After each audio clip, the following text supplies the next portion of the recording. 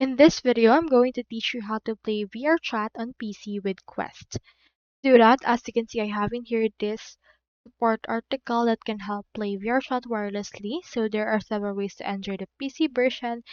You can head over it and use the Steam link. So ensure your PC meets your minimum requirements for VRChat.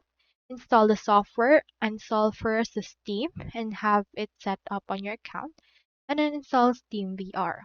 Download the Steam Link app from the MetaQuest store on your headset or the Meta app on your phone. Set up the Steam Link, launch the Steam Link app on your MetaQuest headset, and follow the on-screen instructions to pair it with your PC. You may need to enter code displayed on your headset into your PC to complete the pairing process. Once you're successfully paired with your headset to your PC, you can use Steam Link to launch Steam VR and play VRChat directly from your MetaQuest headset, and this uses PC since we have in here our Steam. So that's all there is today, and I hope this video helped you out.